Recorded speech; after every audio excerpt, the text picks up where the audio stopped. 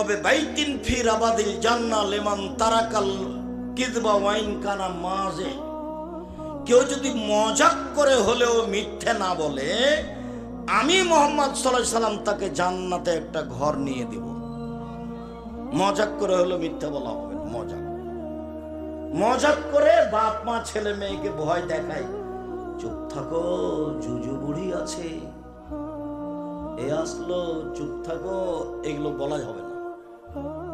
অন্য কথা বলেন, আব্বু আসো আসো, এই জন্য আব্বু আসো, মায়ে ডাকছে, কিছুই নেই হাতে, এটা নিষেধ, এটা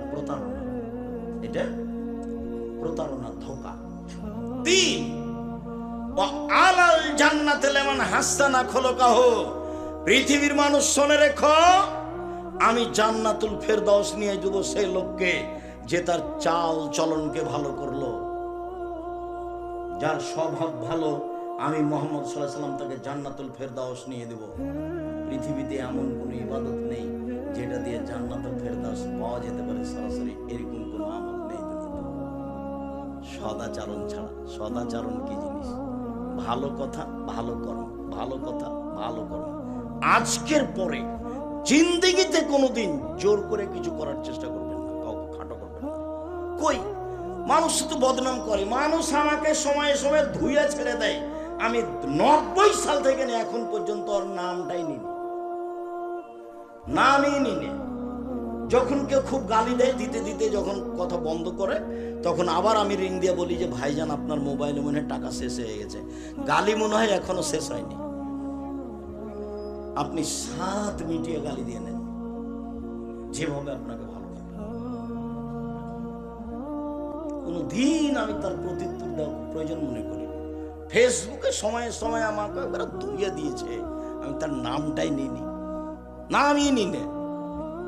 খুব বিরক্ত হয়ে একবার বলেছিলাম যে আপনাকে তো আমি মানুষই মনে করি না, তো আমি কি বাসে বসবো। খালি যখন তখন বলে আসেন বাসে বসেন, আসেন এখানে, এই বলতে থাকে। তো একদিন বলেছি ভাইজান আপনাকে তো আমি মানুষই মনে করি না, আমি কি দিয়ে আপনার সাথে বসবো। প্রতিশোধ নিয়ে জীবনে কারো প্রয়োজন নেই। প্রতিশোধ নিয়ে মানুষকে দমিয়ে, ক্ষমতা দেখিয়ে, দাপট দেখিয়ে, জেল হাজতে দিয়ে, অপমান করে কিছু করা যায়, এই হিসাব বল। নরম হন, মানুষে ভালোবাসবে, আল্লাহ ভালোবাসবেন, জান্নাত পাওয়া যাবে।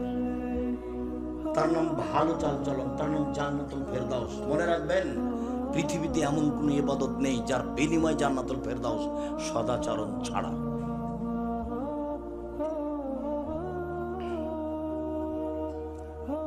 আয়েশা রাদিয়াল্লাহু তাআলা আনহা বলেন, রাসূল সাল্লাল্লাহু আলাইহি সাল্লাম বলেছেন, ইন্নামাল মুমিন ইয়াজুদু বিহুসনি খুলুকিহি দারাজাতাস সাইমাল কায়েম। ও ভাগ, সদাচরণ একটা ইবাদত যা দিয়ে বড় বড় 2টা ইবাদতের নেকি হয়। বড় বড় 2টা ইবাদতের নেকি। এক, নিয়মিত তাহাজ্জুদ পড়লে যে নেকি হয়, সদাচরণ দিয়ে সেই নেকি হয়। 2, নিয়মিত নফল সিয়াম রোজা থেকে যে নেকি হয়, সদাচরণে ভালো আচরণে সে নেকি হয়।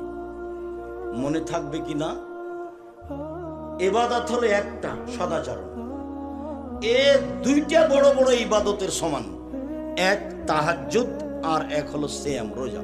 মনে থাকবে না? মনে হয় সদাচরণ দিয়ে 2টা বড় বড় ইবাদতের নেকি হয়।